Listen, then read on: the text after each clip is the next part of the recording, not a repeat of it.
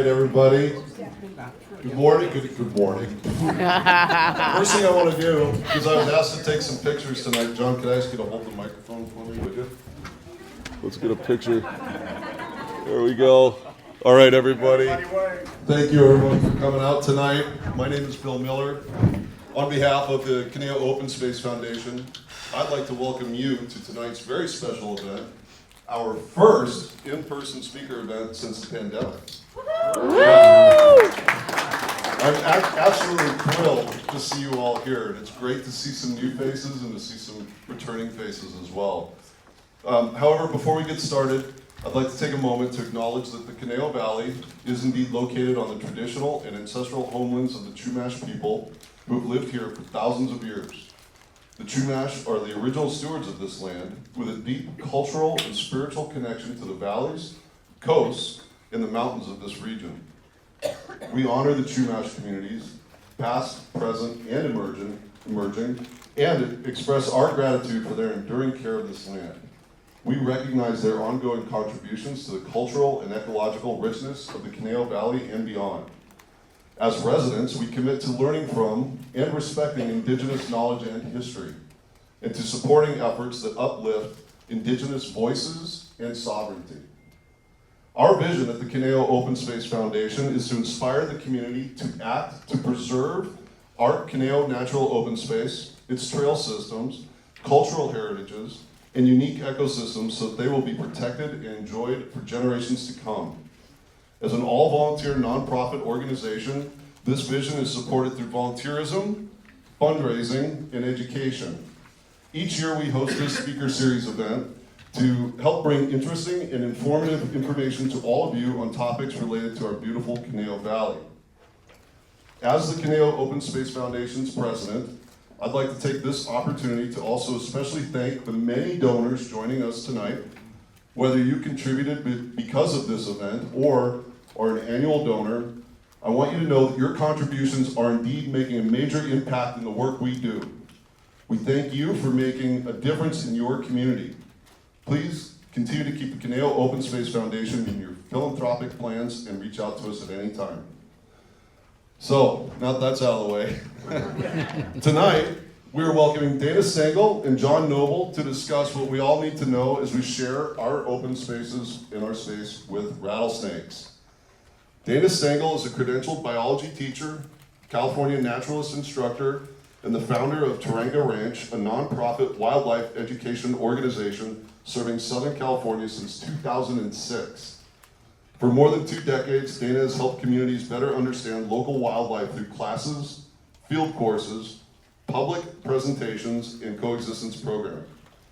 Her work focuses on helping people safely share their neighborhoods and wild spaces with native species, including coyotes, snakes, bobcats, mountain lions, and other California wildlife.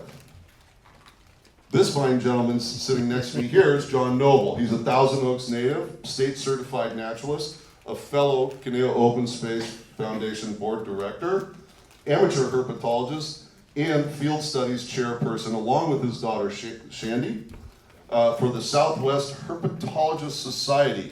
You may also know John from his work with the Ventura County snake relocators. I think I got that right. You got it right. So, other than that, thank you all for signing up and coming out and joining us tonight. I'm going to hand it over to you. All right. All right, show's on. Here we go. Nick. All right, thank you so much for coming out tonight. I was very surprised that so many people wanted to learn more about rattlesnakes, and I was very excited about that. So, if you care about rattlesnakes, then you are in the right place. Okay, so Teranga Ranch recognizes and acknowledges the first people of this ancestral and unceded territory. We honor their elders, past and present, and the descendants who are Tongva, Titaviam, and Chumash. We recognize that these indigenous people are still here, and we are committed to lifting up their stories, culture, and community. And to learn more about the land that you're on, native-land.ca is a super great website for that. And you notice I have Tongvat, Tataviam, and Chumash. Because if you talk to a Chumash elder, they will say, we've been trading and hanging out and marrying and like doing all, so we don't even, your borders are like not our borders. So like, what, so I include them all, at least the ones that I know of, to the best of my ability. So if you are a member of the Conejo Open Space Foundation, why don't you stand up? Because I want to say thank you to you. Well, they're all shy now, right? They work so hard behind the scenes to make this happen. Whether they're giving their money or their time. Some of them are on the trail, some of them are behind the computer, some of them are looking into boring beetles. They're not really that boring, they're kind of interesting, but they bore. And we're really grateful for their help in getting everyone out to a program tonight on rattlesnakes and for everything they do in the community. And it is our honor to work with them. And also a special thanks to the Ventura County snake relocators. Please stand up.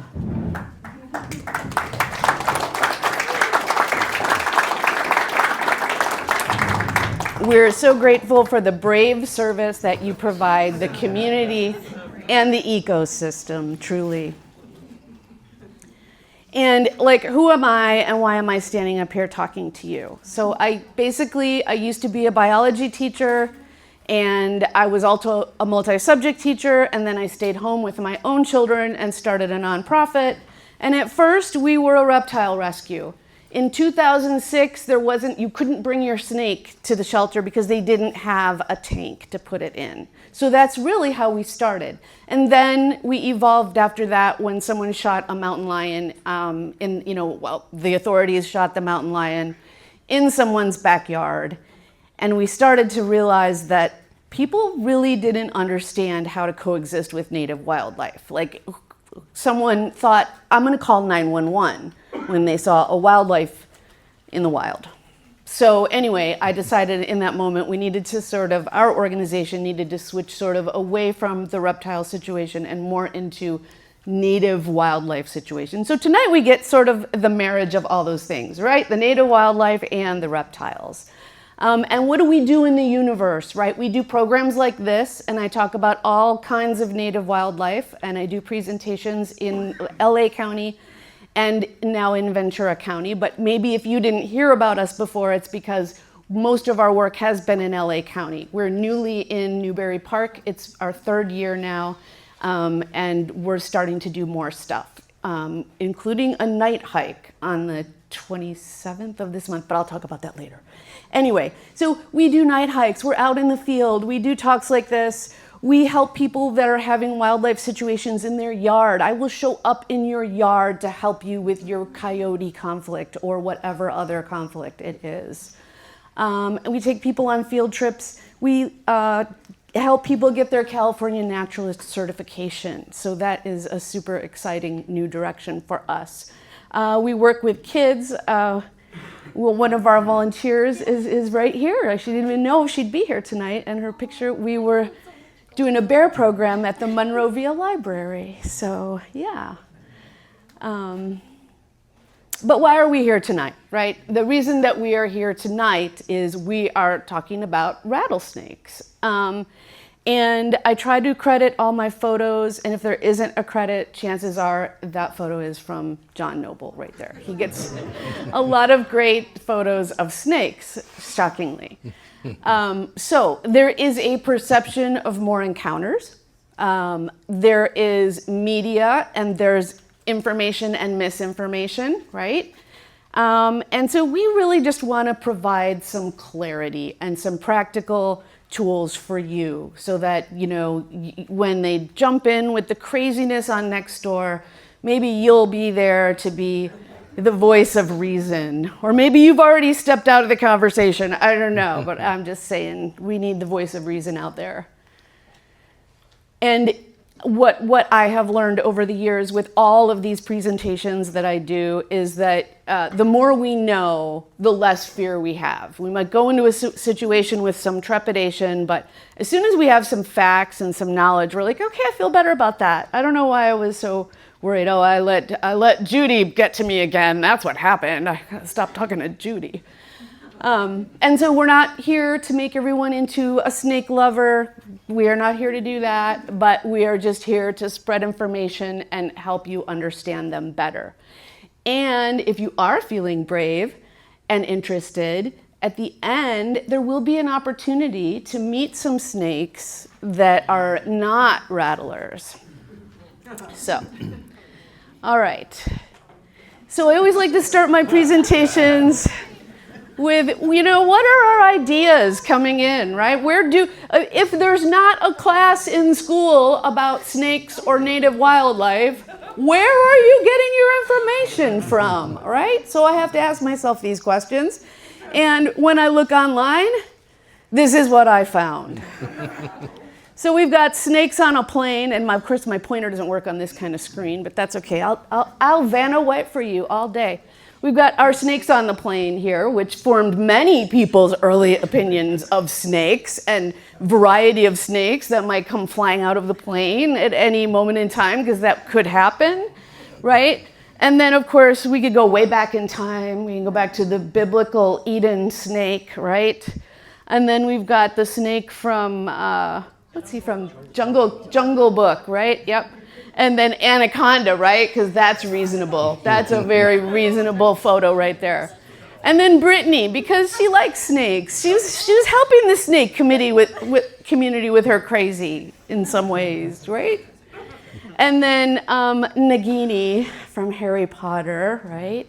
And I should have put the basilisk too, because he's as we know that, but I'm not going to talk about the differences between basilisks and snakes and mythological creatures right now, because that's a whole other Oprah. But we could pop back to Indiana Jones right there in the temple of asps that are not asps, and legless lizards and other varieties of snakes. Looks like even maybe king snakes, I'm not sure. But anyway, so, we have these fears, and also, I'm not sure which of this it was in, but we have this idea that a snake might be like in the bushes, and that you might walk by and he'd be like, oh, finally, wah! Right? Like that's what we think. We're like, okay, like they're around here somewhere. They're around. We have to be very careful. So that's what we think. But that's not the reality. So our agenda tonight, we're going to be very serious now, is we're going to talk about what's going on right now. We're going to cover some snake basics. We're going to talk about why encounters happen and how to avoid them. We're going to talk about the ecological role of the snake. We're not going to talk about the cultural perspective after all. And then I'm going to give you some resources. So, what's going on right now? Sensationalism. That's what's going on right now. Oh my God, Ventura County, there's another bite. Hold on, keep your children inside. It's going to be ugly. The snakes have lost their minds out there, right? In Simi Valley, we've got a hiker that was airlifted after being bitten on the ankle by a rattlesnake on the Long Canyon Trail. And we know these trails, right? Like, so that we're like, oh my gosh, that literally is my backyard. What is wrong with my snakes? Wildwood Regional Park, a 46-year-old hiker died after a rattlesnake bite. Of course, that's very rare, and probability is that there were some underlying factors, because a lot of people get bit and don't die, but you don't know, right? You don't know. Camarillo, a man bitten in an accidental encounter near the CSU Channel Islands campus, and Newbury Park, a teenager fell onto a snake on the Wendy Trail and was bitten and required a multi-day hospital stay. Before I move on from this, John, did you want to comment on this? Yeah, I mean, like you had pointed out, there are underlying things with all of these. I'm going to say, if a rattlesnake bites you, it's not the snake's fault. And I know that we can talk about that later, but like all of these here that I can see, we'll start at the bottom and work our way up. It says it right there. She was on her bike, she fell off of her bike, she landed on top of the snake. You're gonna get bit. I mean, and that was the exact same thing happened to the man that died in Costa Mesa. Fell off his bike, landed on the snake.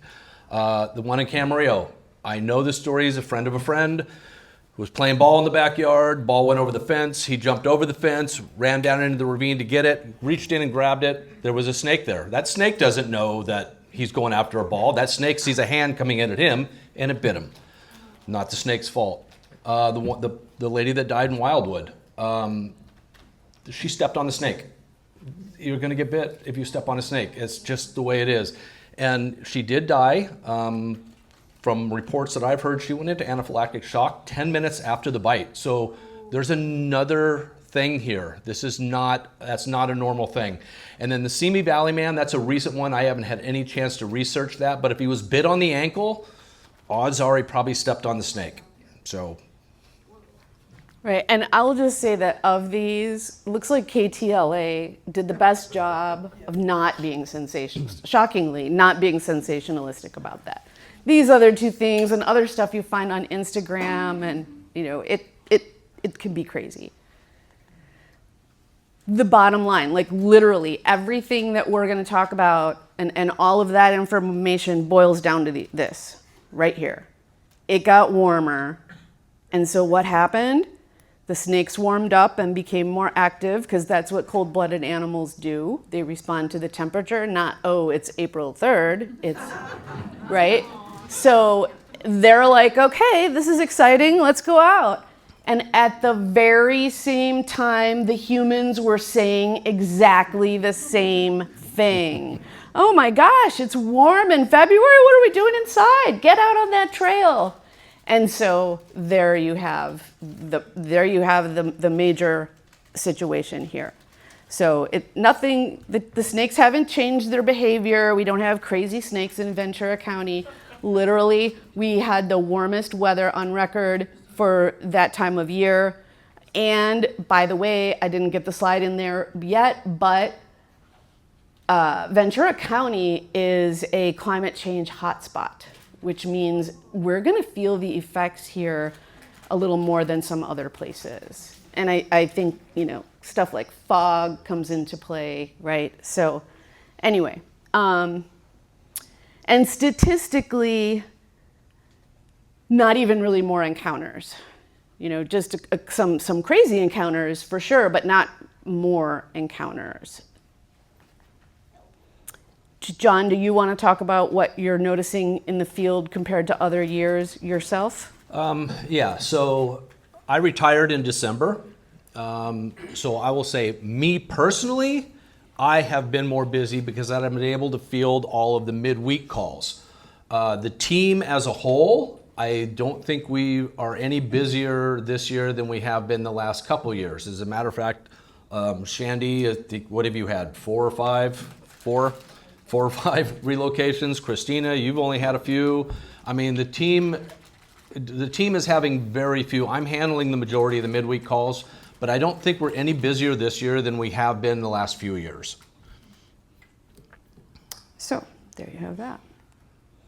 All right, so we are just going to do like a little mini basic snakes 101 for you tonight, because why not? So this super fun thing is actually the skeleton of a snake, right? So if you step on them, it's very, very fragile, and even a dangerous snake like a rattlesnake would be lethally, he would die after that if he got stepped on. And this I love. This is sort of a close-up of the scales, right? Because snakes have scales. So some cool things about snakes in general, and especially rattlesnakes, right? So one of my favorite things about them is they have a Jacobson's organ in their mouth, the upper part of their mouth. Cats have this too. If you've ever seen your cat make a stinky face, I know it's a technical term, but if you really watch your cat, I know most people just look at me like I'm insane when I talk about this, but if you spend a lot of time with your cat and you notice sometimes they get like really fixed on a smell, and then they open up their mouth halfway and they just sort of look around. They're like, oh, that smell, right? That's what the Jacobson's organ does for them. And they experience it, and their mouth is open just a little bit because it's on the roof of their mouth as well. So the snake, when you see a snake sticking his tongue out, he's gathering air particles so he can bring those back into that Jacobson's organ to let him know, is that my friend Judy? Is that a fun snack that is a rodent? Or is that a part of the yard that I can't get to, so I'm gonna have to go the other way, right? So they're experiencing the world a lot through that tongue. And that is why it is forked, right? Because look at how much more surface area you have to pick up air particles and bring them back in, right? Like that's perfect for that. So, contrary to what you may have heard about the forked tongue of the snake, the reality is it's all about surface area. So you could take that home. They're cold-blooded, and that's why they warm up. So and they brumate, right? Like some animals in some places where it gets cold hibernate. These snakes, we don't see them as much in the winter, but it really depends on the temperature. So if you get a warm day in the winter, they might just pop out. They didn't go anywhere too far, right? They're just waiting for the temperature to be right. So they're cold-blooded, they're waiting for the temperature to be right. Does that mean that they lay out in the sun all day? We call ourselves lizards, right? When we want to get sun. No, because they would bake. They don't want that. They can't have too much. So lizards and snakes and, tortoises, they like to go out. They like to get just the right temperature to metabolize the food. They get the food, they'll metabolize the food some more, and then go hang out in the shade because that's what they really like to do. So too much sun is not great for snakes or reptiles. And they sense vibration, right? So I know this is another very fancy, very technical, very scientific thing I'm about to share with you right now. But when I hike, I like to make sure everybody knows I'm coming. I have a variety of ways of doing that. And I will just sort of, walk like this. And it doesn't, you could have this fun thing, because who doesn't want that, right? I could make all kinds of music on the trail with that. But with or without that, right? So I just want to do that, or even I just drag it along behind me and it bumps on all the rocks while I go. That is one way I can let rattlesnakes and other animals know that I'm on my way there right now. And believe me, if they know I'm coming, they are going to go the other way because I'm so much bigger and scarier than them. The molting, right? So our skin is really cool. It's elastic. It stretches as we grow. We get lovely stretch marks, which are so awesome. But snakes don't get stretch marks. Why don't snakes get stretch marks, right? What's up with that? So, because they literally grow out of their skin, right? And that is, as they shed, it's because they've gotten a little bit bigger and they've literally outgrown their skin a little bit. So they usually shed it in a single piece. John brought some amazing sheds for you to look at up close after the presentation tonight. And even the head will shed, even the eye caps will shed, everything will shed. And if it's a good shed, it'll be all in one piece. And that means the animal was healthy and had a good amount of humidity, or it could have a bad shed where it's been dry and he hasn't been eating and it's coming off in patches. That's not what they want. So that's what molting is about, and lizards do it too. But lizards often do it in patches, so depending on your lizard. But that's another story. We could be here for 2 hours talking about lizards, couldn't we? Okay. Thermal sensors. So on their nose, and I'm going to show you a picture in a minute. Their nose, that's another very technical term for a snake, right? They've got nostrils on top for breathing. And then the rattlesnake, unlike the gopher snake or the king snake, has these little pits along the front. And those are heat sensing pits. And if you are a mammal-eating snake, those are really great for you. And they're famous for something called rattlesnake dance, which I'm going to show you in a second. So this is just basically a picture of where the Jacobson's organ is. And the tongue comes in, it comes out, it reacts. Okay. I know, all that science. I know, don't run away yet. Now, this is not the right kind of snake, but I love those nails, right? But the point is, look at what the thermal image of her hand looks like. So the snake is picking up a thermal image of what's in front of him. So that would be what he'd see. It glows for him. And then again, this is not a Southern Pacific rattler, which is the only kind we have here, by the way. There's where the nostril is, that's where the heat pits are. I just liked that picture because it was clear. And then, so the Southern Pacific rattler is a kind of a pit viper. And this is what the physiology of that looks like. He's got a venom gland, and he's got little curved teeth. He's got his fanged sheath, which works like a hypodermic needle. And then the extendable glottis, which allows breathing while ingesting prey. Who doesn't want that? All right, and that's our guy, the Southern Pacific rattler. So if anybody says, oh no, I saw a Mojave green in my yard last week, they're full of baloney. They didn't see a diamondback, they didn't see a Mojave green. If they did, it's because somebody picked it up and put it there, right? They don't come from here. Like, that's the good news for us. We just have one snake that is, in human terms, considered venomous. So John had to correct me because I put, it's the only venomous snake, because that's what I always say. And he's like, well, technically, if a lyre snake were to chew on you for a few hours, you might become envenomated. But I'm not worried about that, and you shouldn't be either. So we're only worried about this guy. He's our only rattler.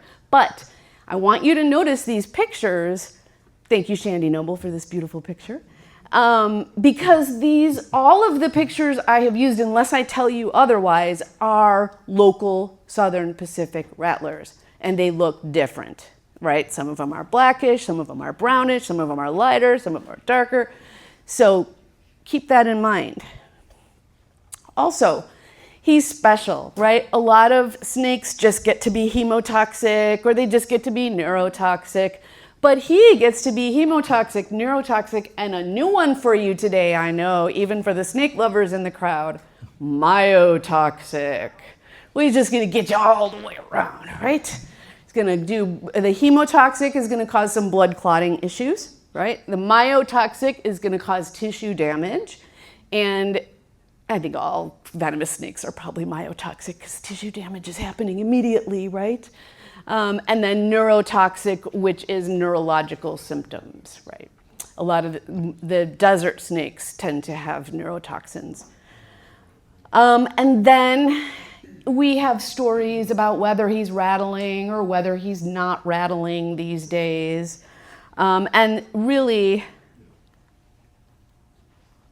the question is, what is the rattle for him? Right? The rattle is a defense mechanism, right? And it means that he knows that you saw him. He may not be rattling because he thinks you didn't see him. Coyote does this, bobcat does it. They all do this. They're like, if I just stand real still. And most of the time, it works, right? So we can't just be like, well, he wasn't rattling, so they're not rattling anymore. We don't know that for sure. We do know that blending in is one of the first best things wildlife does to protect itself. Thank you for that great photo, John Noble. Thank you for this great photo too, John Noble. This was a recent photo that John took, and you can see this should be in with the ecosystem photos because that is a very well-fed, just ate a squirrel. See, when you look at him, you can tell. Okay. All right, and then this is a rattle.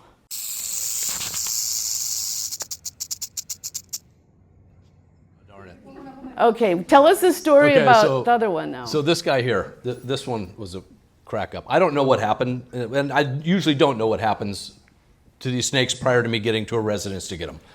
But when I got there, this guy was already rattling. So my guess was that the homeowner was poking at him and stuff like that. I got him, I put him in the bucket, he was still rattling. I drove him to where I needed to drive him, still has not stopped rattling yet. Hiked him up the trail, never stopped rattling at all. Took him out of the bucket, I'm like, well, if you're gonna rattle, I'm gonna get a good video of you. And I put him down and I started taking the video, and it lasted about 5 seconds, then he stopped rattling. So that's what that one was there. The next slide, which is unfortunate you can't, so I was hiking out on the Peniciata Trail, which is out at the end of Triunfo, and I was off trail a little bit, and I heard the rattle.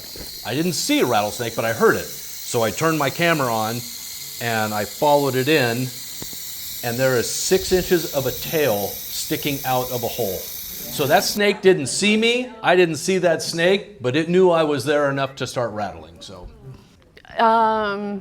Do they hiss also? I'm sorry? Do they hiss also? Absolutely. Okay. So do our other snakes who mimic them. And so do there are other snakes who mimic them. And that is a really good point, is just because you came across a snake, that, well, you wouldn't hear this, but just because you came across a snake that's tail was doing this, doesn't mean he's a rattlesnake. In fact, if you don't hear anything when he's doing that, he's probably not a rattlesnake, right? King snakes will do that, and so we'll go for snakes. Like, look, I'm a rattlesnake. You better stay away. Better stay away. It is not mating. I know, Not yet. it looks like it. They're fighting over a gal. There is a receptive female nearby.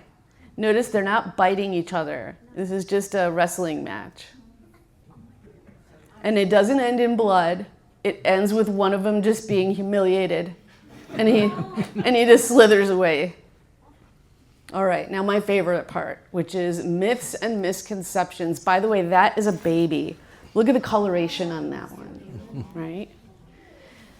So we already talked about whether or not snakes lunge at people, and the answer is no. And in fact, I used to spend a lot of time walking on trails, and I have found myself walking over a rattlesnake more than 5 times. And luckily I didn't step on it, and luckily no one got hurt. And I think in the moment, all of those times, the snake was also like, oh, what's happening right now? I think we were both just like, oh, what's happening right now? And we just kept going, and they kept going, and everything went along their way. They don't want to lunge at you. They don't want to bite you if they don't have to, right? Because they have a limited amount of venom, and they need the venom to have dinner. So taking out some defensive anger on you is not what they want to do with their venom. They want to eat dinner. There's also talk about whether or not snakes are controlling their venom, right? Like, oh, it's a baby rattlesnake, so it can't control it. Is that it? And then, that's it's a the big story. rattlesnake, but that's not true. But then, big rattlesnakes have bigger venom glands. So, I mean, and they can control their venom. So you want to comment on that one at all? Sure, that is one of the biggest misconceptions, and I know pretty much everybody in this room has heard it. Baby rattlesnakes are more dangerous than adult rattlesnakes, and just like she pointed out, yeah, right out of the gate. So rattlesnakes give live birth, and right out of the gate, those snakes know how to control their venom. Whether it's giving a little, giving none, giving it all, giving it out of the left fang, giving it out of the right fang, doesn't matter. They know what they're doing, just like an adult does. But to Dana's point, the venom glands in an adult are much larger than they are in a juvenile. So you are going to get more venom with the bite from an adult. So let's just get that myth out of the way. They do know how to control their venom. They are not more dangerous. I guess if you wanted to get technical about it, there is some things I've read that says they may be a little more toxic when they are brand new, just born, and that's to help them hunt and subdue their prey, but that goes away very quickly. Again, though, higher yield of venom from an adult, so that's the more dangerous bite. All right. And then snakes are not afraid of people and will come for you. No, just like spiders, they really don't want to be where you are. They're really trying very hard to avoid you. And also, a lot of people think they can tell how old a rattlesnake is by counting the rattles. Do you think that's a good idea? I mean, even if it was true, I really hope you're not that close to it. Now, wait. That's where I come in. 1, 2. So, and the thing is, if you know anything about snakes, and it's the same with lizards, they grow based on how much they're able to eat. And that, is dependent on what they're able to find, what they're able to subdue, all of that, how warm it was, all of that.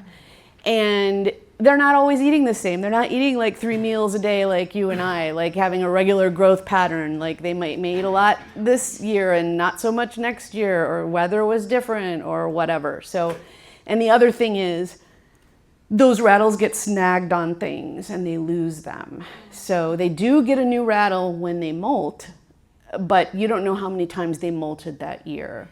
And you don't know how many times they lost their rattle on a rock or something like that. So yeah, they're not usually like perfectly beautiful rattles. They're usually sort of messed up, you know. I want to take a look at this picture real quick. So this is a juvenile. You still see the little yellow on the band of the tail there. That's one button. So that's what they're born with, is just that one button, and it doesn't make any noise.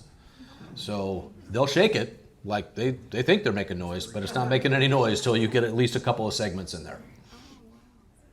All right, now to the why encounters happen and how to avoid them. And notice on these photos, all these snakes have purple tongues and they're all super cool and they're usually out.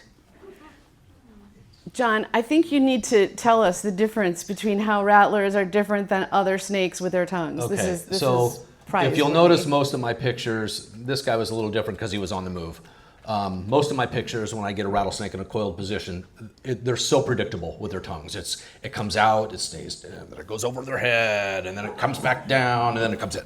Like they're so predictable. So I literally just get my phone up in their grill and I wait. Click, there it is. There's my shot. So that's how I get those shots with the tongues out. I know, Shandy, wherever you're at, you do the exact same thing. But yeah, cool thing about these guys is that half of their tongue is purple. So. Yeah. And other snakes don't really move their tongue the same way. Yeah. Yeah, so other snakes, like you will see tonight, if you so Stay care to. after. They kind of give that whole thing, you know, it's out, shaking, and pull it back in, out, shaking, pull it back in. Completely different than what rattlesnakes do. All right. All right. So back to what's bringing the snakes to the yard. The weather, and the weather. Spoiler alert, it's the weather. It's the same thing that's bringing the humans to the yard. So we already talked about that. Another great photo. Look at that great tongue. Different coloration going on there. And why are we seeing them here, right? Why Ventura County? Oh, because we're full of open space, which is awesome, right? But when you look at this picture, like if you look at how much open space is interspersed, and all of those bites took place on open space. None of those bites was in a backyard, FYI. So habitat overlap, but you know, in my opinion, that's something we should be grateful for. And we are living in a part of a really healthy ecosystem. Like, that's amazing.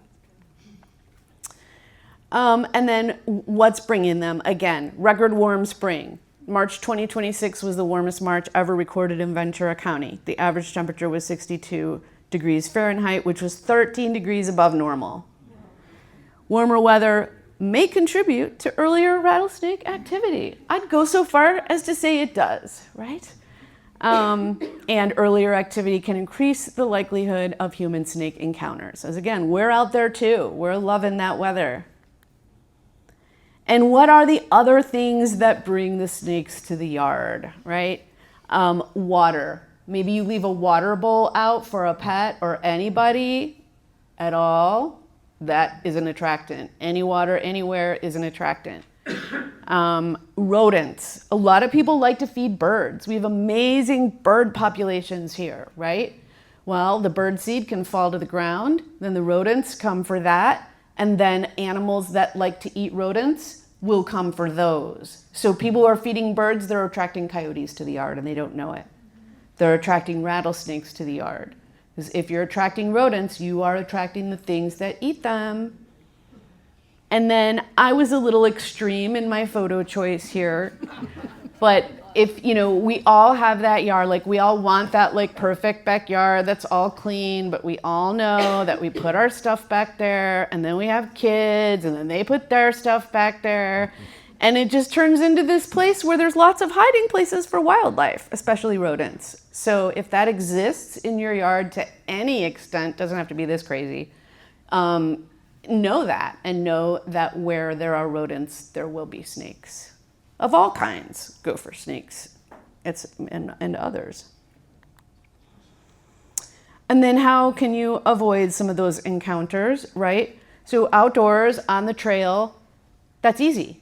Stay on the trail. That's really, really helpful to stay on the trail, right? Watch where you step and sit. Don't go into big dense, as I just did this last week, right? Don't go into big dense areas that aren't already a trail. Don't do that. And a big one. This is a big one. Maybe not for the people in this room, but for a lot of the people that I see on the trails and John sees on the trails, and that is the headphones. We are not paying attention. We're walking on the trail. We're checking our, did John call me? John, did you call me? How do I know what's going on? There could be a mountain lion coming after me. I could be stepping on snakes. Like, I don't even know what's happening to me. So I'm just gonna say, be aware. And I see this all the time, everywhere. Like, just being aware will increase your chances of staying alive so much. And then around the home, remove those rodent attractants. If you have extra, like, I like to clear about a foot up under everything so that things don't have places to hide. That's my secret. And seal gaps so they're not getting into your home, of course. If you are a cat lover and a guardian of cats, I suggest you have a catio. Please do not let your cat go outside. He's attracting other animals to the yard, and he's killing native wildlife, even if you feed him. I know. And if you don't know what that is, or you're like, I want to know more, you might consider going on the Los Angeles Catio Tour, also proudly presented by Teranga Ranch. In October, we'll be in the San Fernando Valley showing off 11 or 12 different, from super fancy to not super fancy catios for you to enjoy. And if you are a dog guardian, so this top picture I love because it's a cleared area. We've got our leashes. We can see what's going on around us, right? But down here, nobody's even holding our leashes, right? And we're in tall grass. And over here, we have a long leash. Oh, this is my favorite. I see this all the time. If you're in here, you could just leave right now. I'm telling you. My God, with people. And so, Bertha, can you believe what happened? The dogs are like back here getting eaten by like mountain lions, right? Like having their own little, we don't even know what. There are no leashes to be. Anyway, so get me started. And when they do have a leash, right? Well, I have this like super great hiking outfit that I love, and it is like leopard print. So you just grab that end. Why is it locked? Okay. And it's leopard print. And then I got this retractable leash, and it is also leopard print, and I love it. It is the very best. And I can walk my dog, and he can feel like he's free, and he can do whatever he wants. And I'm here on the trail. My dog could be around the corner. My dog could be on a different street. My dog is not on the trail. And am I counting on the mechanism of this thing to work if I was having an emergency?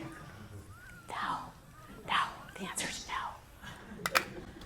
Now, I don't know if you crazy people in Ventura County have laws about this, because I haven't looked into it yet, but I need to. But in LA, the law is, I know it's terrible, they're so authoritarian over there. Okay, you hold that end. Oh, here we go. Look at that, a 6-foot, sturdy, bright, glow-in-the-dark leash for my dog. It's almost like I care about his life. It's almost like he's a little furry family member or something. So, there are ways, is all I'm saying, and it isn't rocket science. Now, here's one that comes up a lot. And I only know this because I follow the snake stuff. But that rattlesnake vaccine for dogs. Everyone, well, why not? Why wouldn't you do it, right? So first of all, there's not a single, and if you find one, let me know. But there isn't a single study that proves the efficacy of this vaccine. Also, it's made with the venom of, or not the venom, but made with timber rattlesnakes in mind. So the kind of rattlesnake matters because, you know, what it's delivering matters too, right? So will that vaccine help? No. And is it actually harmful in a sense?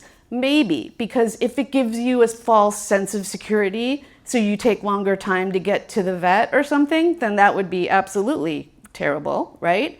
And also, as with anything that you give someone, there's a possibility of an adverse reaction, right? And if you don't need it, if it's not going to do any good, then the question would be why. So there's also rattlesnake training avoidance for dogs that is offered through a variety of sources. And I have explored some of them, not all of them. What I have to say about it is that it can be a little rough. However, if it's the difference, if you're living in, you need to look at your situation. If you're living in a place where there's a lot of rattlesnakes, if you're on hikes on the trail, maybe you have a really small dog, right? Like, you look at your situation and look at what you would need to do and whether you think it's a good idea for you, right? For some people, it's an absolute must. Maybe they have ranch dogs who they're not even watching half the day, right? Like, for certain people, it really is a must. And for other people, they're like, oh, I don't like it.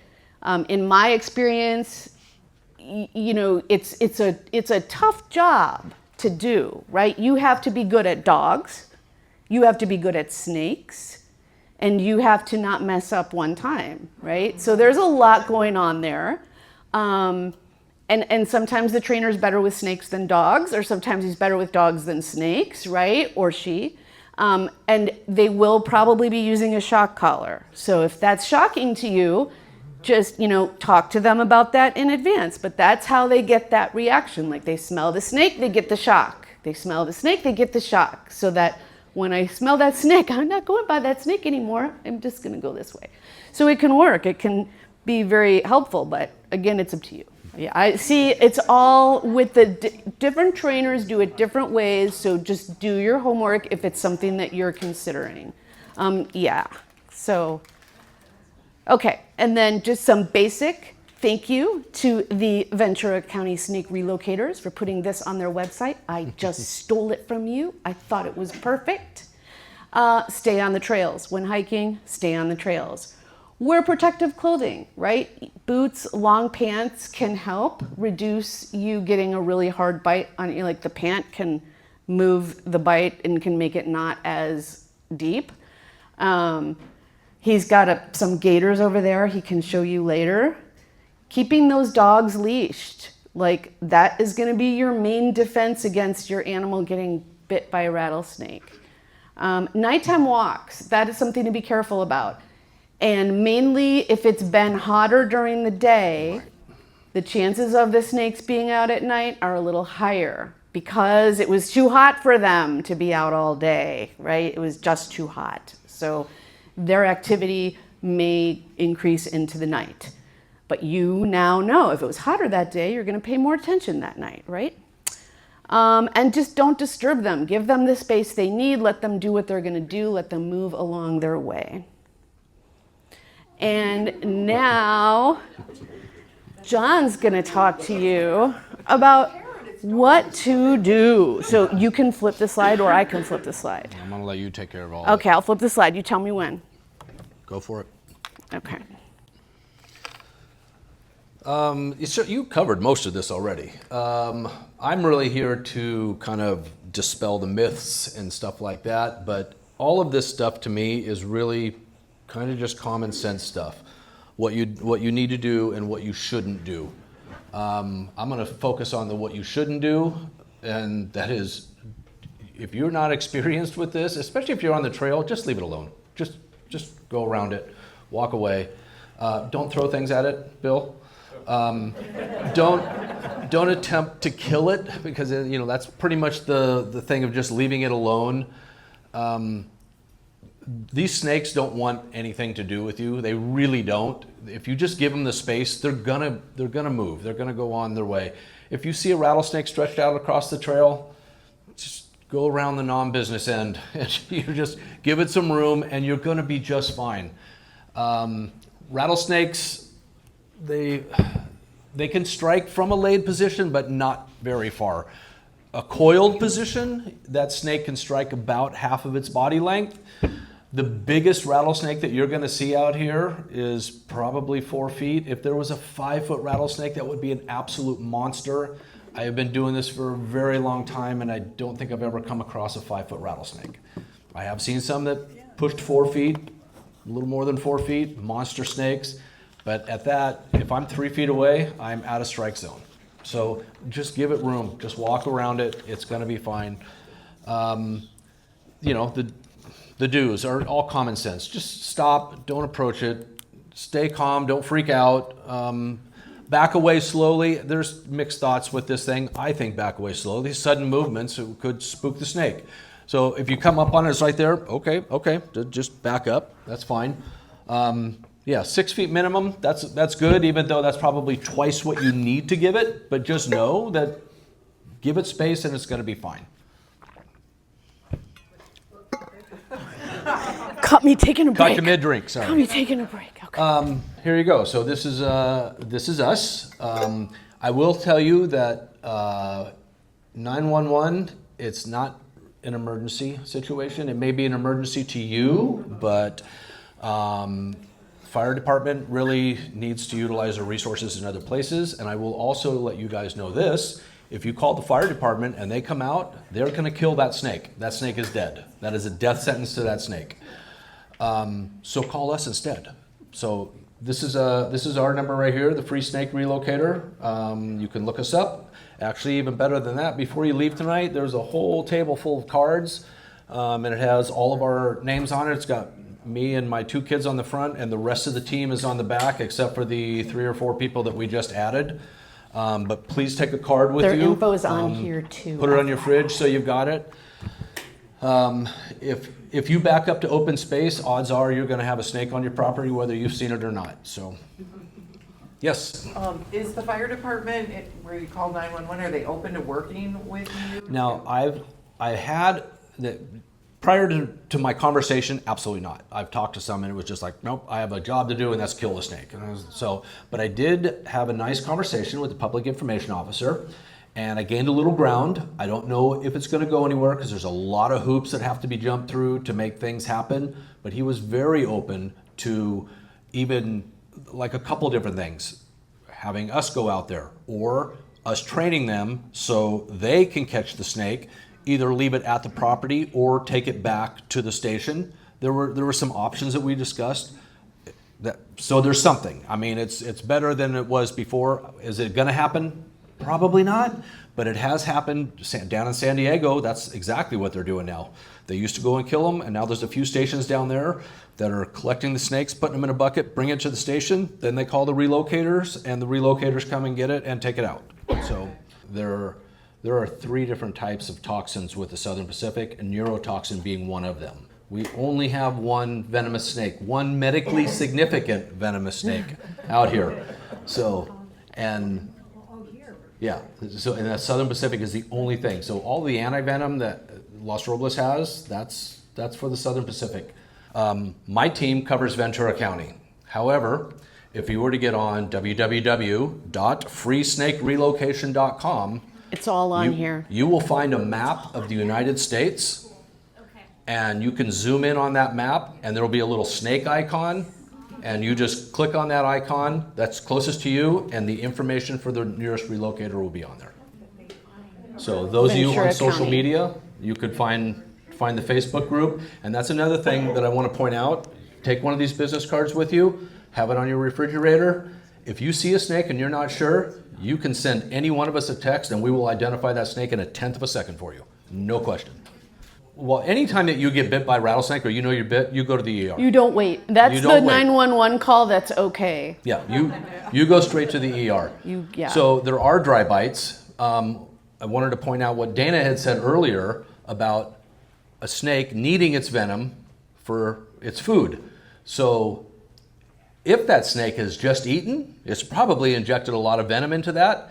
it doesn't automatically reach, it's not like saliva and it just automatically recharges. That takes days or even longer for that venom to recharge itself. So you could possibly get a dry bite that way. Can you talk about gopher snakes and rattlesnakes and how they appear or whether they share? Yeah, so there is, right over here on the table, you're gonna see the skin of a rattlesnake and the skin of a gopher snake, right there where Shandy's at. You guys can go look at both of those. A lot of people get confused, but once you see them, you're gonna go, okay, they don't look a lot alike. But there are things that a gopher snake will do that will mimic a rattlesnake. So you guys have all heard if it's got a triangular head, must be venomous, right? No.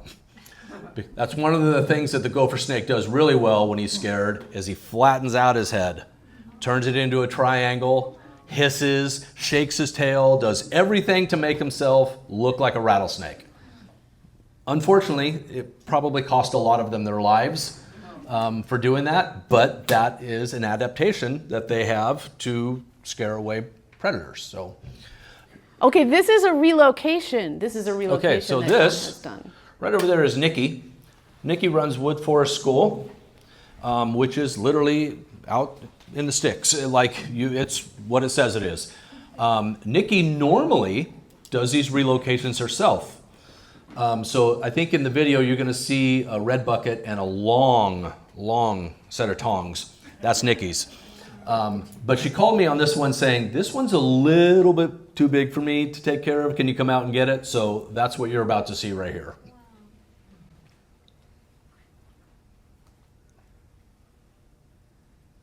Too bad there's no audio. I know. We should have checked He's that before. way back there. So he's. So I've got to approach this thing and not spook it.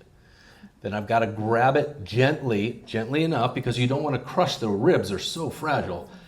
So grab him gently enough, he immediately started rattling, and then with my hook, pull him out, and the tongs, and then lift him up so I've got a good grip on him, but not too tight, but supporting his whole body, and then gently putting him in the bucket.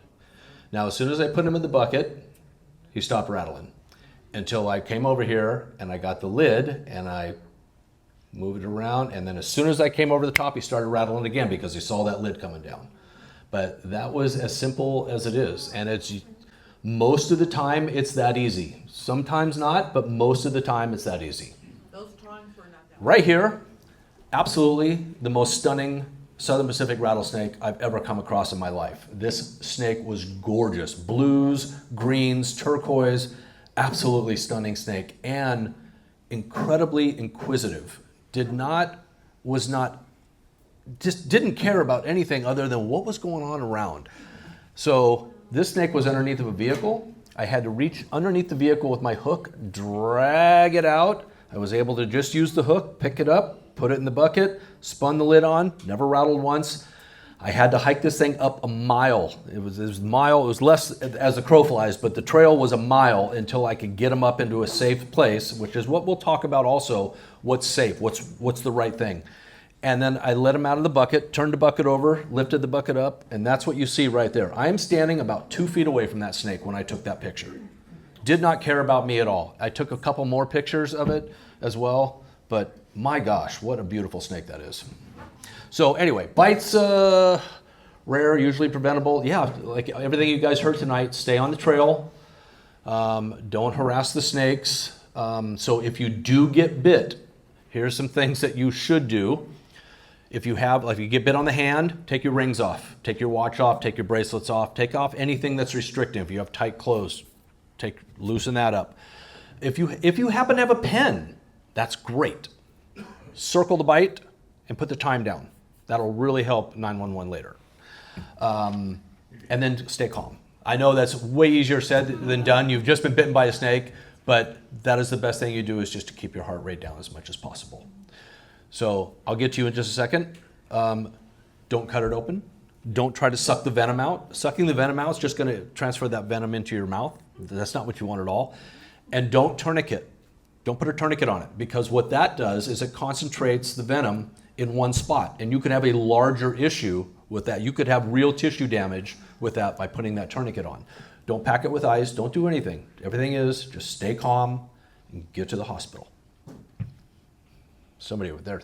Yeah, so if you're out on a trail a few miles from the trailhead, should you stay put and send someone for help, or should you be making your way back? No, you need to make your way back. So I just did a talk at the Garden Club a couple weeks ago, and somebody started talking about their friend who had been bitten, everything that he had went through, and I said, "Is your friend's name Dave?" And they were like, "Yes." So he's also my friend. So Dave was miles out there, and no cell reception, and so he did get bit, and it's Dave's fault. Dave knew better. He stuck his hand behind a rock, and that was where the snake was. But the funny thing with Dave is he got out to where he had reception, called 911. They told him to stay put, and he did. And then the helicopter came and picked up Dave, and then took him to the parking lot where an ambulance was waiting to take him to the hospital, which we all thought was funny because the helicopter ride was free, but the ambulance ride cost him a boatload. So, that's that. Go ahead and click on. This is Dana. Did you talk about this earlier? No, this is a Facebook group as well, and I am addicted to it. It is National Snakebite Support. I don't even know if they have an actual website. I know they're on Facebook, and people get on there with a picture of their dog or a picture of their child or whoever got bit, and the doctors that are on there, it's doctors on this website, and they're not supposed to be giving out medical information, but they do, because in a lot of cases, these people are in like Alabama, and the doctors don't know you have to elevate it like this, right? And there's certain protocols that people who deal with this every day will tell people about. So if it's a good resource to know about. Everything that we're talking about tonight is on that flyer. That snake bite support, like all of it is, I'm just gonna get it really, really quick so I can make sure that you know. It is personalized to Ventura County. It's got what to do to prevent encounters, what to do if you see a rattlesnake, what you can do around your home. The local resources it has are the Ventura County Snake Relocation Group, and it says to find them on Facebook also, the Free Snake Relocation Directory, and then John Noble's phone number is on there as well. And then we looked into which were the local hospitals that carry the anti-venom, because you need to know that, right? Someone needs to know that. If you didn't call 911 and get into an ambulance, you need to know which hospital you're going to. And so those are here. And for pets too. And then info about Conejo Valley Open Space and also Teranga Ranch Wildlife, and also this page is mentioned on here as well. But they're really great, and they tell people don't comment on anything, just the doctors are gonna put in the information. And so it can help, like some vets don't know, right? And then they help the vet treat the animal. You just use the word elevate, but I don't see it on your do or your don't. If you're by yourself without cell service, which happens often, and you need to get to an area that has cell service, you elevate or not elevate, you need. Well, it depends on where you got bit. Most likely. Yeah, so most likely, most people are going to get bit on their legs or feet, so elevation's impossible.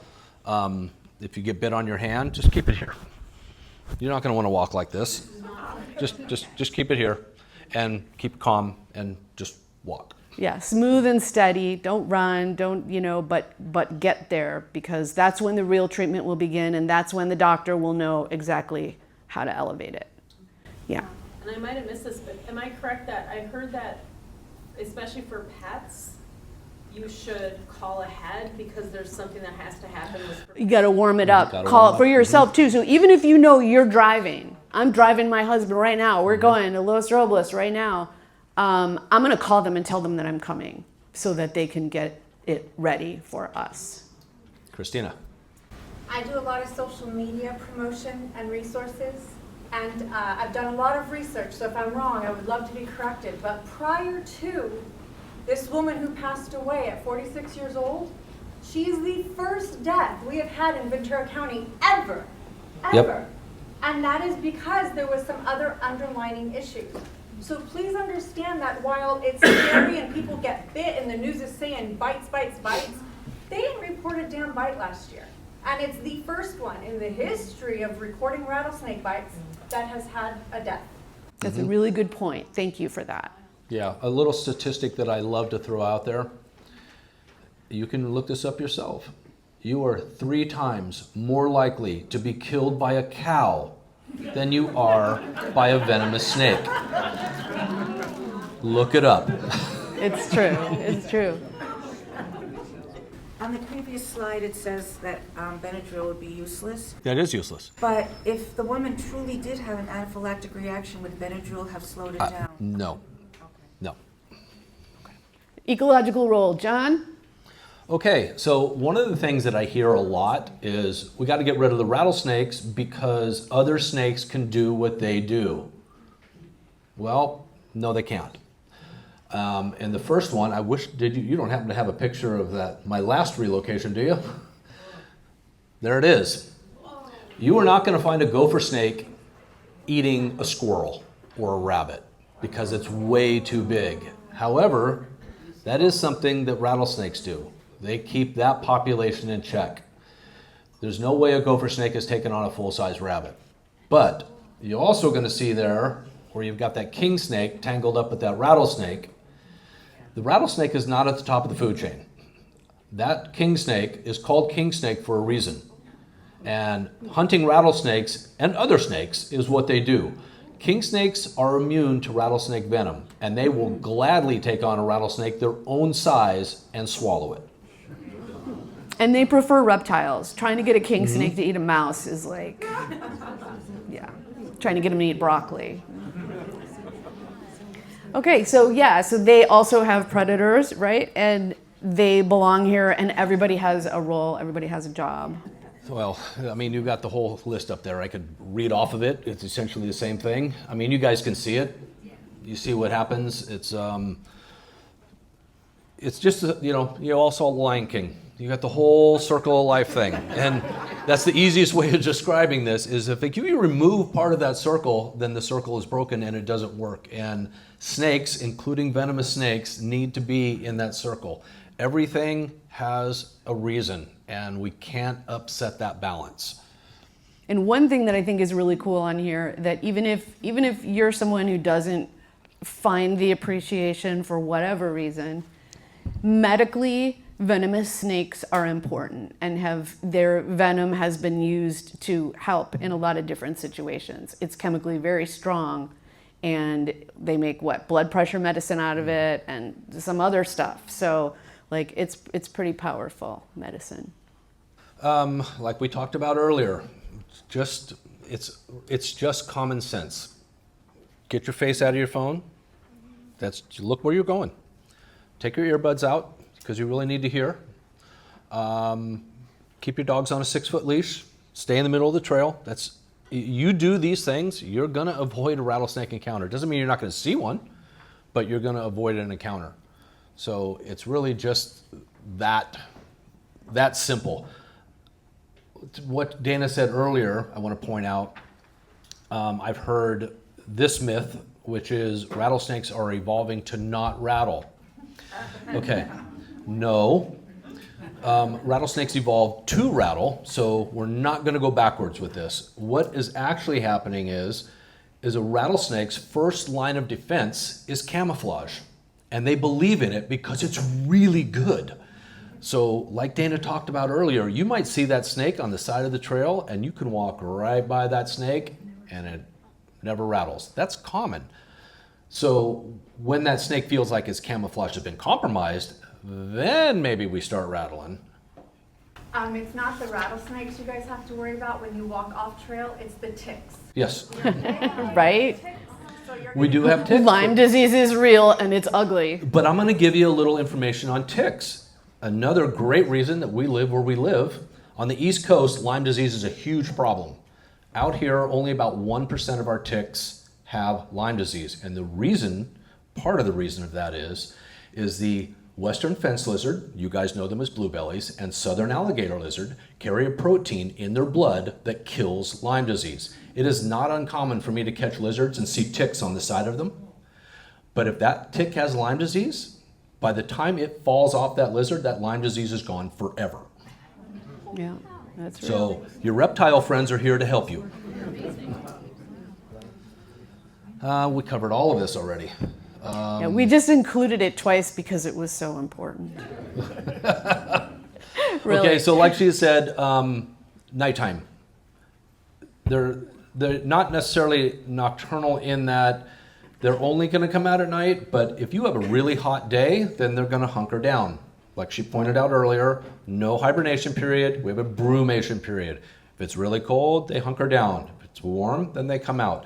Ideal snake temperature, 75 to 85 degrees. That's perfect temperature for them. Much more than that, it's not that you won't see them, but you're probably going to see them in the shade. Rattlesnakes in this area, which is what we're talking about, can be seen 365 days a year and have been seen 365 days a year. Last year, my last rattlesnake sighting of 2025 was Christmas Eve. They're here. And we had a warm day and it was out doing what they do. So you can just pay attention. It's all good in the back. So how do we take those great pictures with our iPhones? I didn't hear I'm sorry, I didn't hear the question. She wanted to know how she could take a picture. All those photographs taken with your phone? Yeah. Well, that's incredible. Is there a trick to it? The trick is don't do this at home, is I understand their body language. I know when a snake is where it's at. I also know that if I've got a 3-foot snake in front of me, if I'm 3 feet away, I'm okay. Even if he struck, I'm still okay. That's how I get those good shots, because I'm about 3 feet away. Some of them, like I get some that are just laying low. I've actually laid on my belly to get that shot, but it's knowing the snake, just paying attention to body language, but don't do this at home. All right, so, and then we have some resources, and these are all on that piece of paper that I have. We've got the Ventura County Snake Relocators, would be helpful. That National Snake Bite Support Group, helpful. Emergency Care for Pets, right? VCA, VSEC, and Santa Clarita are the bigger ones, and Conejo Valley Vet, I think, too. Emergency Care for Humans, and I'm missing on this one also Los Robles. But the VCMC Medical Center and Adventist Health have the antivenin. And then there's our information and Conejo Open Space information as well. And if this was fun for you, we are doing a Wildlife After Dark program, and that is going to be on June 27th in the evening. We'll have UV lights, we'll hang out on the Wendy Trail together, we'll listen for owls, it'll be a good time.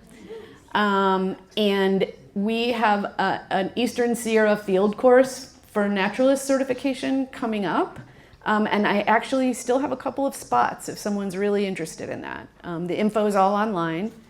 And then if you have a friend that lives in Los Angeles and would benefit from this presentation, shockingly, we're doing this again.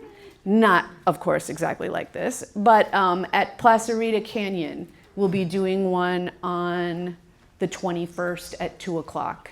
And Shandy's going to do it with me. So if you know anyone else that would benefit from this presentation, that is a great way for them to be.